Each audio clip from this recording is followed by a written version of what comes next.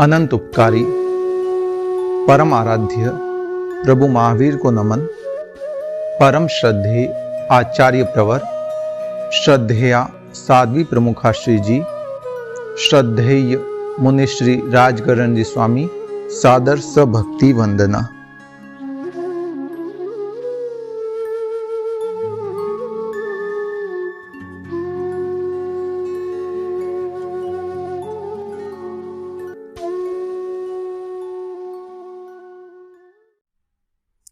जय जिनेन्द्र। 25 बोल के अंतर्गत चौथा बोल है इंद्रिय 5। प्रत्येक जीव 3 लोक का एक तरह से स्वामी होता है, नाथ होता है, उसे इंद्र कह सकते हैं। मगर अपने अपने विषय की जो जानकार होती है उसे इंद्रिय कहते हैं। एक तरह से स्पेशलिस्ट है, इसीलिए इंद्रिय शब्द उपयुक्त होता है। स्पर्शनेंद्रिय जो स्पर्श करने के माध्यम से जानने का प्रयास करती हैं, स्पर्श के द्वारा ठंडा है, गर्म है, कर्कश है, मृदु है, गुरु है, लघु है, चिकना है, रूखा है, ये सारा मालूम किससे पड़ता है? स्पर्शनेंद्रिय से मालूम पड़ सकता है। तो वह अपने विषय की विशेषज्ञ हैं, इसीलिए स्पर्शनेंद्रिय कहलाती है। दूसरी है रसनेंद्रिय, जीभ। इसके द्वारा हम स्वाद का भी आस्वाद लेते हैं और बोलते भी हैं। तो ये अपने विषय की विशेषज्ञ। कोई भी चीज है, दिखने में कितना ही स्वादिष्ट क्यों न दिख रहा हो, मगर खाने से ही मालूम पड़ेगा कि वह तीखा है, फीका है, जो भी है उसका स्वाद अंदर से। तो वह कब मालूम पड़ेगा? जब जीभ उसको चखेगी, तब ही मालूम पड़ सकता है। नाक के द्वारा मालूम नहीं पड़ेगा, आंख के द्वारा। आंख देख सकती है, चीज अच्छी लग रही है, मगर खाएंगे नहीं तब तक मालूम नहीं पड़ेगी कि उसका स्वाद कैसा है। वह केवल जीभ बता सकती, आंख भी नहीं, कान भी नहीं, कोई नहीं बता सकता उसके अलावा। वैसे ही नाक है, सुगंधित दुर्गंधित, कोई फूल है, लग ओरिजिनल रहा है, मगर मालूम कैसे पड़ेगा? उसकी सुगंध से कि ओरिजिनल है या नहीं है। कई बार हो सकता है कि उसके ऊपर भी स्प्रे कर दिया हो उसी का, जो उसकी सुगंध रहती है, मगर फिर भी ये एहसास कौन कर पाएगा? नाक ही कर पाएगा, आंख कभी नहीं कर पाएगी। आंख का कार्य देखना है, वह देख रही है, ये काम नाक नहीं कर सकता और कोई इंद्रिय नहीं कर सकती। तो ये अपने इंद्रिय की सर्वे सर्वा है, अपने अपने विषय की सर्वे सर्वा है, विशेषज्ञ हैं। सभी का अपना अपना विषय है। तो कान का विषय है शब्द को सुनना। मैं बोल रहा हूं, आप सुन रहे हैं, देख भी रहे हैं। तो अगर किसी के कान कमजोर हैं, सुनाई कम देता है, तो वह सुन नहीं पाएगा, उनको आवाज क्लियर नहीं आ पाएगी, समझ नहीं आ पाएगी। तो ये पांचों इंद्रियों अपने अपने विषय को ग्रहण करने के अंतर्गत विशेषज्ञ होती है, इसीलिए इसे इंद्रिय कहा जाता है। बंधुओं, इंद्रिय के भगवान ने 2 भेद किए हैं, द्रव्येंद्रिय, भावेंद्रिय। द्रव्येंद्रिय का अर्थ हो गया जो बाह्य आकार है, जैसे कान का ये बाह्य आकार है, आभ्यंतर आकार है। जो पौद्गलिक संरचना है वह द्रव्येंद्रिय है, और जो आत्मिक अवस्था है वह भावेंद्रिय है। द्रव्येंद्रिय होगी पौद्गलिक संरचना, जैसे ये हमारा शरीर बना हुआ है, ये हो गया जो इसके अंतर्गत है, प्लस माइनस जो भी है, वह हो गया द्रव्येंद्रिय। द्रव्येंद्रिय और भावेंद्रिय हो गया हमारी आत्मशक्ति, जो इसको जान रही है। द्रव्येंद्रिय के भी 2 भेद किए जाते हैं, निवृत्ति, उपकरण। वह भेद जो होते हैं वो आकार के आधार पर होते हैं, उसको जानने की जो एबिलिटी है, पौद्गलिक शक्ति है, उसके आधार पे होते हैं। तो पहला भेद है निवृत्ति। जो द्रव्येंद्रिय का भेद है निवृत्ति। निवृत्ति का अर्थ हो गया आकार विशेष। ये भी 2 तरह का होता है, बाह्य, आभ्यंतर।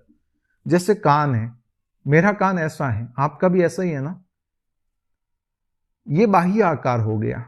हो सकता है किसी का थोड़ा लंबा हो, किसी का छोटा हो, फर्क हो सकता है।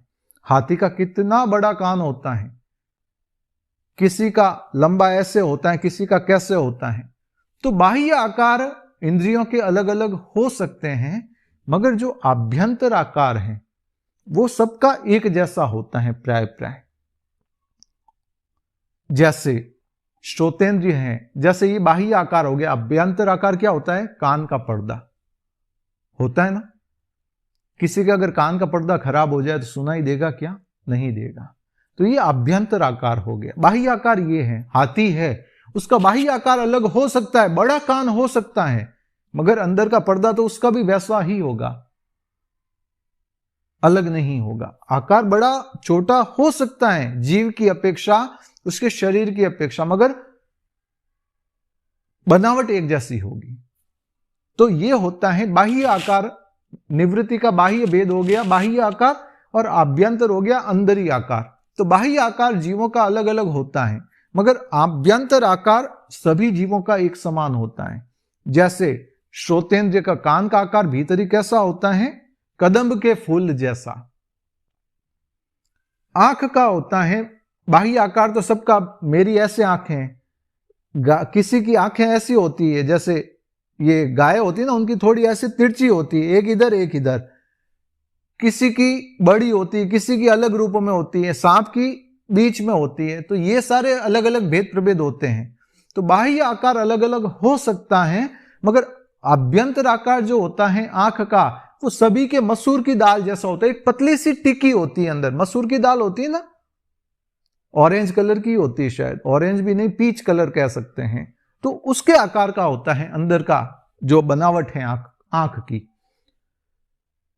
चक्षुर इंद्र की आंख की बनावट आभ्यंतर मसूर के दाल जैसी। नाक की अंदर की जो बनावट होती है वो अतिमुक्त के जो पुष्प होते हैं उसकी चंद्रिका जैसी, उस तरह की बनावट होती है। रसनेंद्रिय की बनावट होती खुरपे जैसी। खुरपा होता है ना, आपने देखा होगा, घर पे होता है, रसोई के अंदर होगा ही। जैसे जीभ है हमारी, लगभग प्राय जितने जीव है उनकी जीभ इसी तरह की मिलेगी आपको। यह जरूर हो सकता है किसी की जीभ पतली होती है, लंबी होती है, किसी की छोटी होती है, मगर ये बाह्य आकार हो गया। आभ्यंतर जो अंदर का शेप है वो खुरपे की तरह होता है, सीधा होता है। जैसे खुरपा होता है ना, चक्कियां आदि करते हैं, उसको शेप देने के लिए चाहिए होता है। उन चक्कियों को निकालने के लिए कोई भी चीज बनाते, बड़े बड़े खुरपे होते हैं, ऐसे ऐसे करके वो बनाते रहते हैं, बड़े बड़े कढ़ाइयों में बनाने वाले खाने।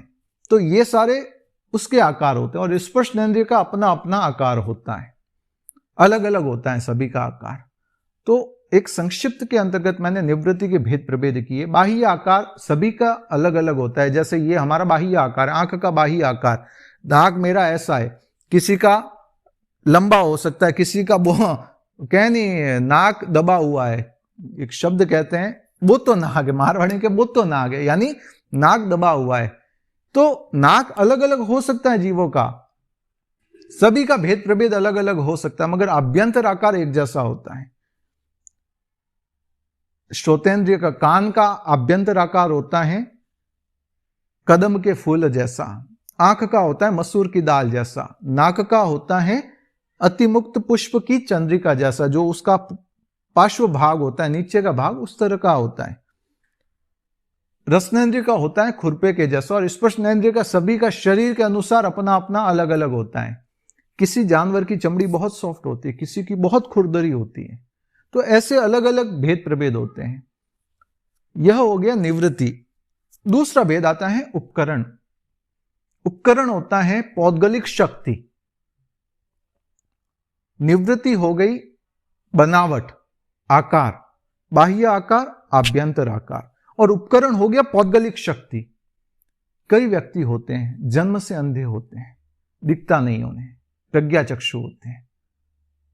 इसका मतलब यह नहीं कि उनकी आंख डैमेज है, आंख तो बराबर है, मगर जो पौद्गलिक शक्ति है वह ग्रहण नहीं कर, आंख अंदर से हो सकता है जैसे मसूर की दाल होती ना, वो डैमेज है। जो आप आभ्यंतर, बाहर से तो सही दिख रही है ना, जो जन्म से अंधे होते हैं उनकी बाहरी आंख तो ऐसी एज इट इज दिखती है, मगर आभ्यंतर जो उनके मसूर की दाल जितनी आभ्यंतर आकार है उसमें कहीं ना कहीं कुछ डैमेज होता है। जैसे ही उनकी नई आंख लगी, किसी ने नेत्रदान किया और उनकी आंख लग गई, उनको दिखना शुरू हो जाता है। तो आंख का होना ये निवृत्ति है, और देखने की जो शक्ति है वह उपकरण है। यह हो गया निवृत्ति और उपकरण का भेद। सूंघना, नाक, हमने कोई भी स्प्रे आया, ये किया, खींचने का कार्य ये तो हो गया निवृत्ति के द्वारा, मगर जो उसको ग्रहण कर रहा है, पौद्गलिक शक्ति जो ग्रहण करने की है, वह हो गई उपकरण। कुत्ता है, उसके नाक में जो ग्रंथियां होती है ना ग्रहण करने की, वो 40 लाख होती है, इसीलिए वो कहीं पर बॉम्ब भी होता है ना, उसको भी सूंघ कर निकाल देता है। और हमारे नाक में 4 लाख है, ऐसा पड़ा हुआ है, निश्चय केवली गम्य। तो हम इतना पावरफुल नहीं सूंघ पाते। जो ग्रहण करने की शक्ति है वह उपकरण हो गया। कुत्ते की बहुत तेज होती है, 40 लाख वह एक तरह से कोशिकाएं होती हैं अंदर ग्रहण करने वाली, उस चीज को ग्रहण कर लेती कि कहां पर क्या है वह बता देता है। हम नहीं बता पाते, हमारे केवल 4 लाख कोशिकाएं होती नाक में जो उसको ग्रहण करती। तो ये हो गया उपकरण। किसी की सूंघने की शक्ति तेज है, किसी की कमजोर है। किसी के जन्म से ही चश्मा लग जाता है, और किसी की आंखें बुढ़ापे में भी एकदम अच्छे से चलती है। किसी के शरीर की शक्ति बुढ़ापे तक आराम से, किसी को सुनाई देता अच्छे से, किसी को नहीं देता है। तो ये सारे इन्हीं कारणों से होते हैं। किसी की पौद्गलिक शक्ति कमजोर हो गई, कान तो पर्दे बराबर है मगर सुनने की शक्ति कमजोर हो गई है, वो होता है उपकरण के अंतर्गत। किसी के देखने की शक्ति कमजोर हो गई, मेरे भी चश्मा था पहले, मैंने ऑपरेशन करवाया, दिखना शुरू हो गया, तो मेरे वह निवृत्ति में भेद था, निवृत्ति में कमजोरी थी, आंख ऑपरेशन हुआ, दिखना शुरू हो गया। तो निवृत्ति और उपकरण ये द्रव्येंद्र पौद्गलिक संरचना है। एक बनावट हो गई, एक ग्रहण करने की शक्ति हो गई, उपकरण। अगला भेद है भावेंद्रिय। उसके भी 2 भेद होते हैं, लब्धि और उपयोग। उपयोग का अर्थ है उपयोग करना, अर्थात वर्तमान में लब्धि तो आपके पास 5 हैं। लब्धि का अर्थ हो गया शक्ति, पुद्गलों द्वारा ग्रहण की जाती है उपकरण के द्वारा, जैसे जो होती है शक्ति ग्रहण की। और लब्धि के द्वारा हम जानते हैं, कान से आप सुन रहे हैं, यह आप वीडियो देख रहे हैं, इंद्रिय 5 का चौथा बोल, आप देख भी रहे हैं, सुन भी रहे हैं। तो ये आपके सुनने और देखने की जो आत्मशक्ति है वह हो गई लब्धि, और जो आप देख रहे हैं या सुन रहे हैं वह हो गया उपयोग। हो सकता है कि आपका ये वीडियो चल रहा है और आप गृहस्थी के कोई कार्य कर रहे हो। कई बहनें होती हैं, वो सब्जी सुधारते या खाना बनाते बनाते वीडियो लगा के बैठ जाती है। एक तरफ वीडियो चल रहा होता है, एक तरफ खाना बन रहा होता है। तो लब्धि इंद्रिय की अपेक्षा वो सुन रहे हैं, मगर उपयोग उस समय उधर है या नहीं है, यह हो गया भेद। इसी आधार पर उपयोग का अर्थ है कि उस समय वहां मौजूद होना, उस चीज को मैं बोल रहा हूं, आप सुन रहे हैं, ये सुनने की शक्ति है लब्धि, और सुन रहे हैं वह हो गया उपयोग। देखने की शक्ति है लब्धि और आप देख रहे हैं वह हो गया उपयोग। सूंघने की शक्ति है नाक के अंतर्गत, और आत्मशक्ति जो है वह लब्धि, और सूंघ रहे हैं वह हो गया उपयोग। जो क्रिया हो रही है वह उपयोग कहलाता है। हम ऐसे तो पंचेंद्रिय हैं। एक बार प्रसंग आया राजगण जी स्वामी का, आचार्य महाप्रज्ञ जी, और उस समय युवाचार्य थे, और आचार्य तुलसी आचार्य थे। आज से लगभग 30 साल पहले की बात होगी। तो आचार्य तुलसी ने मुनि राजगण जी स्वामी को खड़ा किया, बताओ तुम पंचेंद्रिय हो या एकेंद्रिय हो? अब कोई छोटे संतों को पूछे तो उत्तर क्या होगा? मेरे तो आंख भी है, आंख है ना, कान भी है, नाक भी है, जीभ भी है और स्पर्श भी है, मैं तो पंचेंद्रिय हूं, एकेंद्रिय नहीं।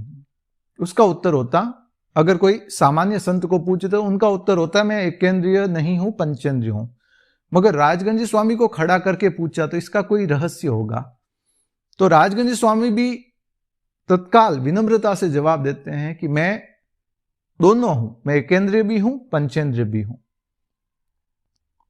कई संत ऐसे सामने देखने लगे, अरे ये क्या जवाब दिया, राजगंज स्वामी तो तत्व ज्ञान जानते हैं और ऐसा कैसे जवाब दे सकते हैं कि एकेंद्रिय भी हूं, पंचेंद्रिय भी हूं, ये तो पंचेंद्रिय ना, एकेंद्रिय कहां से हो गए।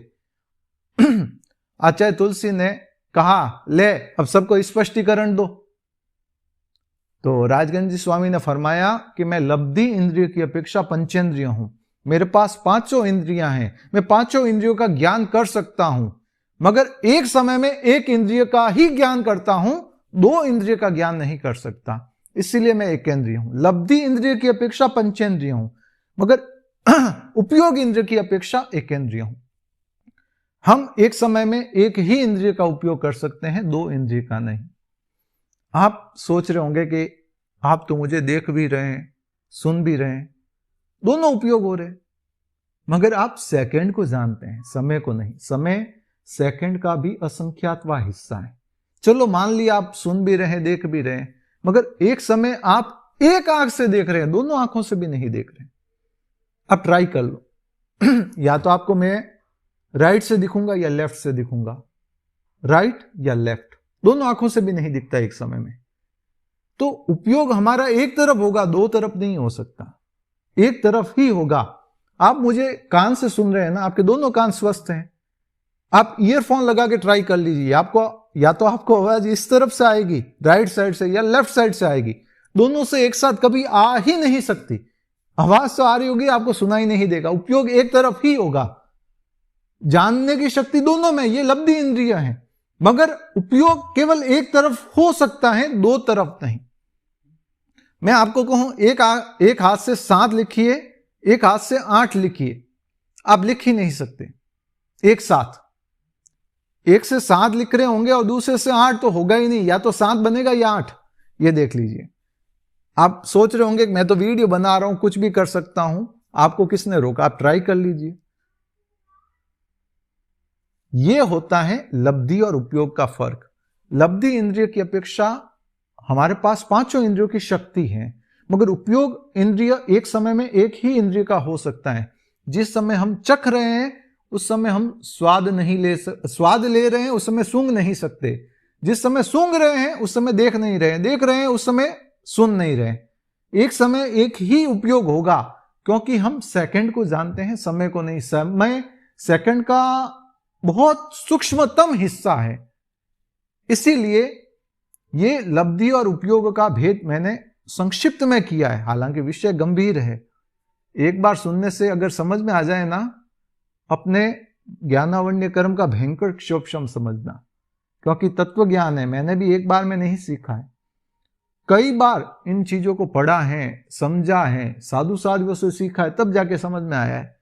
तो कम से कम यह जो तत्व ज्ञान के वीडियो है ना, आप 2-2, 3-3 बार अवश्य सुनने का प्रयास करें, तो ही समझ आ सकता है, आपके हृदयंगम हो सकता है। मैंने एक संक्षिप्त के अंतर्गत लब्धि और उपयोग को बताने का प्रयास किया। लब्धि और उपयोग ये ज्ञानावण्य और दर्शनावण्य कर्म के क्षोभशम से निष्पन्न होता है, जबकि जो द्रव्येंद्रिय है वो नाम कर्म से निष्पन्न होती है। नाम कर्म, शुभ नाम कर्म के कारण आंख मिली है, किसी की आंख कमजोर हुई तो उसने ऑपरेशन करवाया, उसको दिखना शुरू हो गया। इंद्रिय शक्ति तो थी, कोई जन्म से अंधा है, जो जन्म से अंधा है, जिनको दिखाई नहीं दे रहा है, उन्होंने जैसे ही आंख लगवाई तो उन्हें दिखना शुरू हो गया। कैसे हुआ? आभ्यंतर शक्ति तो थी, मगर बाह्य जो निवृत्ति है वह उनकी परिपक्व नहीं थी, इसलिए उनको दिखाई नहीं दे रहा था। मगर जैसे ही नई आंख लगी, बाह्य आकार ठीक था, मगर आभ्यंतर आकार में डैमेज था। जो अंदर मसूर की दाल जितना सा आकार होता है आभ्यंतर, उसमें डैमेज था शायद, इसीलिए नहीं दिख रहा था। जैसे ही नई आंख लगी, दिखना शुरू हो गया। तो यह होता है बाह्य आभ्यंतर भेद। तो लब्धि इंद्रिय, उपयोग इंद्रिय जो भावेंद्रिय है, वो ज्ञानावण्य दर्शनावण्य कर्म का क्षोभशम है, हल्कापन है। और द्रव्येंद्रिय जो है निवृत्ति उपकरण, बाह्य आभ्यंतर आकार और ग्रहण करने की शक्ति, वह है शुभ नाम कर्म का उदय। तो एक संक्षिप्त के अंतर्गत मैंने इंद्रिय 5 को विवेचित करने का यथोचित प्रयास किया। वीतराग वाणी के विपरीत कुछ भी कहा हो तो शुद्ध अंतःकरण से तस्मिच्छामि रुग्णम। आपका साधर्मिक जैन नरेश चोपड़ा, बालोतरा, सूरत।